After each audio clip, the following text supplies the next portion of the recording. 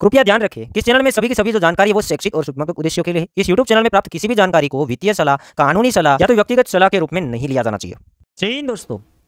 Crypto market के लिए जब नेगेटिव न्यूज़ प्ले होती है तो सभी ओर से नेगेटिव न्यूज़ एक साथ आना स्टार्ट हो जाती है। जब ज़्यादा फियर क्रिएट हो जाता है उन टाइम के अंदर समझ जाना है कि इतने सारे नेगेटिव न्यूज़ बार बार आ रहे हैं, ऑलरेडी मार्केट गिर चुका है, उसके ऊपर अगर नेगेटिव न्यूज़ आ जाते हैं तो कुछ गड़बड़ होता है। फियर के साथ मार्केट पंप कर जाता है क्योंकि हमारे दिमाग में अभी ये चल रहा है कि इतने सारे नेगेटिव न्यूज़ है, मार्केट गिर जाएगा। तो यहाँ पर हमें वेट करना है और देखते रहना है, कोई भी डिसीजन लेने से पहले 100 बार सोचना है। क्योंकि फोमो के अंदर भी आपने देखा होगा कि मार्केट फोमो के अंदर बढ़ाते जाते फिर ज़्यादा फोमो हो जाता है कि अब मार्केट नहीं गिरेगा, मार्केट बहुत बढ़ने वाला है, वहाँ से ही मार्केट गिरना स्टार्ट हो जाती है और फिर गिरता ही जाता है।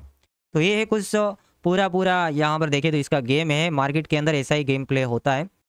तो सबसे पहली न्यूज़ आती है US crypto tax proposal related कि यहाँ पर यूएस के अंदर माइनर को तो छूट छाट मिलेगा, ऐसा यहाँ पर लिखा है, मैंने पूरा पढ़ा है, जितना समझ में आया उतना मैं आपको एक्सप्लेन कर देता हूँ कि माइनर को तो यहाँ पर छूट छाट मिलेगा, बट सम जो डिसेंट्रलाइज एक्सचेंज है या तो सेंट्रलाइज एक्सचेंज है उसको कोई छूट छाट नहीं मिलेगा। उसके लिए प्रॉपर रूल आएगा, आने वाले 2 सालों के अंदर प्रॉपर एक रूल आएगा। उसी के साथ साथ उसने ये भी कहा है कि यहाँ पर एक्सचेंज को और डिसेंट्रलाइज एक्सचेंज को कस्टमर का डाटा रखना पड़ेगा, जो ट्रेडिंग करते हैं उसका डाटा रखना पड़ेगा, कस्टमर का ट्रेडिंग जो हिस्ट्री है वो भी रखना पड़ेगा, ट्रांजैक्शन हिस्ट्री है वो भी रखना पड़ेगा, और जब ये मांगेंगे तब उसको देना पड़ेगा। क्योंकि ये लोग क्या करना चाहते हैं, टैक्स को वसूलना चाहते हैं। अब यहाँ पर मैं डिपार्टमेंट के बारे में बात करूँगा कि किसने रूल के बारे में बताया और किसने रिपोर्ट वगैरह मांगा है। तो IRS एक यूएस का डिपार्टमेंट है, फुल फॉर्म होता है इंटरनल रेवेन्यू सर्विस। ये काम करता है कि जहाँ पे टैक्स लेना हो, टैक्स वसूली, टैक्स जो कलेक्ट करना हो, इसका ये रिस्पॉन्सिबल है, मतलब कि टैक्स कलेक्ट करने के लिए रिस्पॉन्सिबल है। अमेरिका के अंदर कोई नई चीज़ें होती तो वहाँ पर टैक्स कलेक्ट करने का ये काम करता है, वहाँ से रिपोर्ट निकालने का काम करता है कि वहाँ से टैक्स कैसे लिया जाए या तो कैसे टैक्स को कलेक्ट किया जाए, वो इसके लिए रिस्पॉन्सिबल है यूएस के अंदर। अब यहाँ पर अभी तो ज़्यादा घबराने वाली बात नहीं है, जो प्रॉब्लम की बात है यहाँ पर पूरा और मैंने पढ़ने की कोशिश की तो टैक्स के बारे में लिखा है कि माइनर को कोई प्रॉब्लम नहीं है, माइनर यहाँ पर छूट छाट मिलेगी तो माइनिंग वाले के लिए यहाँ पर फ़ायदा होगा। बट जो प्रॉब्लम है, जो एक्सचेंज है, क्रिप्टो एक्सचेंज है, सेंट्रलाइज एक्सचेंज और डिसेंट्रलाइज एक्सचेंज के बारे में भी बताया कि जो काफ़ी सारी सर्विस प्रोवाइड करते हैं तो उसको कस्टमर का डाटा रखना पड़ेगा और उसके लिए बोझ भी बढ़ेगा, यहाँ पर प्रेशर भी आएगा, ये सभी डिपार्टमेंट की ओर से यहाँ पर ये लिखा है। और फिलहाल के लिए जो प्रेशर है, ब्लूमबर्ग के अंदर बताया गया है कि एक्सचेंज जो US based crypto currency exchange है उनमें कोइनबेस, ग्लोबल और क्राकेन को जो कस्टमर का इंफॉर्मेशन है, ट्रांजैक्शन वगैरह है, उसको डिस्क्लोज करना पड़ेगा, मतलब कि रिपोर्ट करना पड़ेगा। इसको जो कस्टमर का डाटा है, सभी की सभी जो ट्रांजैक्शन हिस्ट्री है वो यहाँ पर रिपोर्ट करना पड़ेगा। तो यहाँ पर आने वाले टाइम के अंदर ये तो देखेंगे क्या होता है। फिलहाल के लिए तो यहाँ पर कोइनबेस और क्राकेन को ज़्यादा प्रेशर है क्योंकि ये यूएस बेस्ड एक्सचेंज है, पहले यहाँ से शुरू होगा, जैसे हमारे इंडिया के अंदर स्टार्टिंग हुआ है इंडियन एक्सचेंजों से, उसी तरीके से यूएस में जब रूल आना स्टार्ट होंगे तो पहले खुद के जो एक्सचेंज है वहाँ से रूल स्टार्ट होगा, वहाँ से सभी हिस्ट्री ले जाएगी, फिर आगे आगे बढ़ता जाएगा।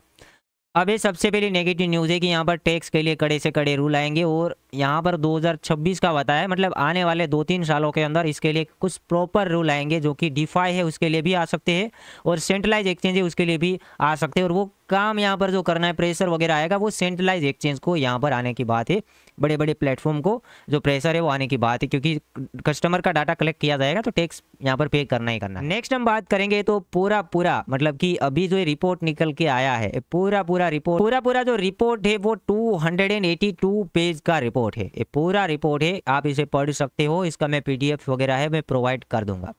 नेक्स्ट बात करेंगे तो मास्टर कार्ड की तरफ से अपडेट आता है, बहुत बड़ा यहाँ पर मास्टर कार्ड ने प्रॉब्लम किया है, जो क्रिप्टो बाइनेंस के अंदर जो पार्टनरशिप था उसको इसने ख़त्म कर दिया है। तो ये भी एक नेगेटिव न्यूज़ हो जाती है क्योंकि मास्टर कार्ड एक बहुत बड़ा सर्विस प्रोवाइड करता था, कस्टमर का डिपॉजिट विड्रॉ करने के लिए मास्टर कार्ड यूज़ होता था, तो उसके साथ पार्टनरशिप पूरी तरीके से ख़त्म किया।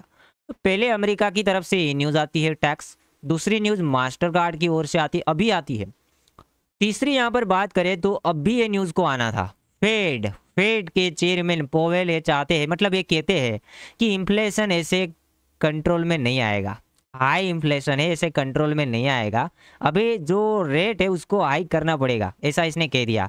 मतलब इसने बताया कि अभी काफ़ी ज़्यादा मंदी है, इंटरेस्ट रेट को हाई करना पड़ेगा। अब यहाँ पर देखने वाली बात है कि 1 by 1 अभी तो काफ़ी सारे ऐसे छोटे मोटे नेगेटिव न्यूज़ है, बट ये 3 काफी बड़े बड़े नेगेटिव न्यूज एक साथ आ गए, एक साथ नेगेटिव न्यूज आना मतलब कुछ तो डाउट यहाँ पर लगता है। और यहाँ पर हम फेड की बात करें तो फेड यहाँ पर देखिए इसने क्यों ऐसा बता दिया कि इन्फ्लेशन कंट्रोल में नहीं आ रहा है, इंटरेस्ट रेट को हाई करना पड़ेगा। अब आप चार्ट देखिए, प्रीवियस 12 महीने से तो हम देख रहे हैं कि जो इन्फ्लेशन है धीरे धीरे नीचे आ रहा है। अक्टूबर महीने पहले की यहाँ पर बात करें 8.3% था, नेक्स्ट महीने के अंदर 8.2% आया, उसके बाद 7.7%, मतलब कि जो मंदी है वो घट रहा था, ये चार्ट के अंदर आप देख रहे हो। फिर 7.1% हुआ, 6.5% हुआ, जनवरी 2023 के अंदर 6.4%, फरवरी के अंदर 6%, मार्च के अंदर 5%, अप्रैल के अंदर 4.9%, मई के अंदर 4.1%, जून के अंदर 3% और जुलाई महीने के अंदर 3.2%। अब कंपेयर टू 12 महीने पहले 9% के आसपास चल रही थी, वहां से 3% के आसपास आ गए। तो ये कहते हैं कि अभी हमें कंट्रोल में लाने के लिए इसको बहुत बढ़ाना पड़ेगा। 3.2% तो आ चुका है और इसका जो प्लानिंग है 2% लाने की बात हुई थी पहले। तो अब ये जानबूझ के नेगेटिव न्यूज़ डाल रहे हैं, क्या मैनिपुलेशन करवा रहे हैं, ये तो मैं नहीं कह सकता हूँ। ऐसे ही कुछ लॉजिकली देख सकते हैं कि ये तो घट रहा है, ना ही तो बढ़ रहा है। बढ़ रहा था तो फिर हम कहते हैं कि हाँ बहुत मंदी वगैरह है। तो डाटा देखने से तो लगता है कि ये घट रहा है। बाकी आपको क्या लगता है वो कमेंट में बताना है। नेक्स्ट वन यहाँ पर चार्ट की बात करेंगे। अब देखिए चार्ट क्या बता रहा है। बिटकॉइन का प्राइस कुछ मैनिपुलेट हुआ है। बिटकॉइन का प्राइस $26,300 के आसपास था और वहां से $500 के आसपास डंप देखने को मिला।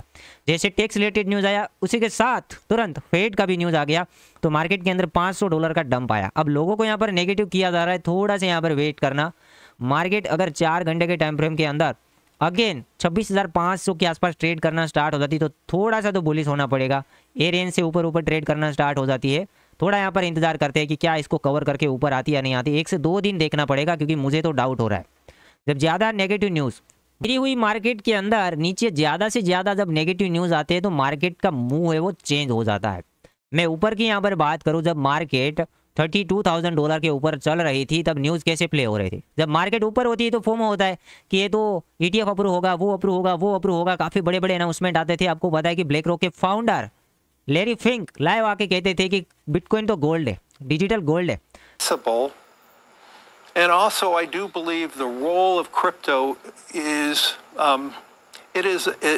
it's digitizing gold in many ways. Positive news के साथ मार्केट धड़ाम से गिरी, काफ़ी मार्केट गिरती गई और यहाँ आई, फिर नेगेटिव न्यूज़ आना स्टार्ट हुए। ऊपर पॉजिटिव थे तो हम गिर गए थे।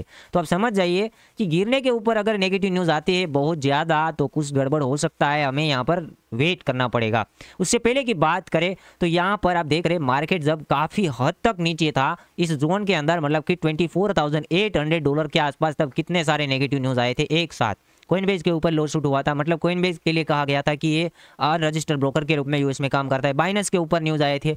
उसके बाद काफ़ी सारे ऑल्ट कोइन को सिक्योरिटीज घोषित कर दिया, तो लोगों ने यहाँ से शॉर्ट करना स्टार्ट हुआ। ज़्यादा बेरिश हो गई तो क्या हुआ, मार्केट ऊपर चली गई। मार्केट ऊपर चली गई, फिर यहाँ पर आप देखें तो वो कूदे थे कि इतने सारे ETF वगैरह न्यूज़ आना स्टार्ट हो गई, मार्केट और बढ़ी। फिर वो न्यूज़ आया कि रिपल केस विन कर दिया, मार्केट और बढ़ी। इस तरीके से पंप करा दिया। नेगेटिव था, पता ही नहीं चला कब पंप करा दिया। तो वेट करें, इसको देखें, 1-2 दिन और देखें कि क्या यहाँ पर प्ले होता है। और जो लेवल से हमारे लिए वेरी इंपॉर्टेंट, जो लेवल से टूटेगा नहीं, मुझे नहीं लगता कि ऐसे टूटने देंगे। $25,000 का लेवल है। 25 से नीचे बड़ा टाइम फ्रेम के अंदर कैंडल गया तो ही प्रॉब्लम है, बाकी यहाँ पर बहुत ज़्यादा एक घूमने की पॉसिबिलिटी है और एटलीस्ट $28,500 के आसपास तक एक घूम सकती है, थोड़ा बहुत गुमराह करने के बाद।